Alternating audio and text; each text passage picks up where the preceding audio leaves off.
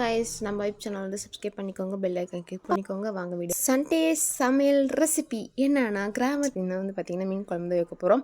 வாங்க எங்கள் ஒரு கிராமத்து ஸ்டைலில் நாங்கள் எப்படி மீன் குழம்புன்னு வைக்கிறோம் அப்படின்னு பாருங்கள். ஒரு சட்டியில் வந்து பார்த்திங்கன்னா எண்ணெய், வடகம், வெங்காயம் எல்லாத்தையும் போட்டு நல்லா வணக்கணும்.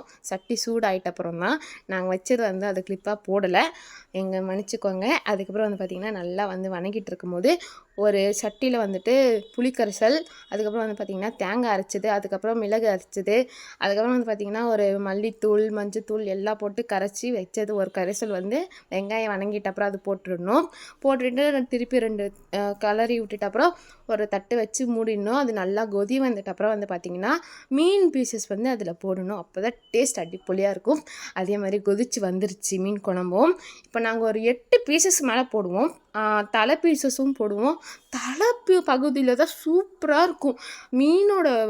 மீனோட பார்ட்டிலே அதிக ருசி தரதே வந்து பார்த்திங்கன்னா தலைப்பகுதி மட்டும்தான். அதனால தான் ஒரு 4 பீசஸ் வந்து தலைப்பகுதியும் 4 பீசஸ் வந்து வால் பகுதி போட்டு ஒரு 2 பீசஸ் மட்டும் நல்ல பகுதி மட்டும் போட்டிருக்கோம். சூப்பர் டேஸ்ட்டாக இருக்கும். கொதிச்சிட்ட அப்புறம் நான் சாப்பிட்டு உங்ககிட்ட சொல்கிறேன் எப்படி ஒரு டேஸ்ட்டில். நேற்று வச்ச மீன் குழம்பு இன்னைக்கு இழுக்குதையா. கோயம்புத்தூர் ஸ்டைல் மீன் குழம்பு இதோ ரெடி. வாங்க சாப்பிடலாம். மீன் குழம்பு நல்லா கொதிச்சு வந்துருச்சுங்க.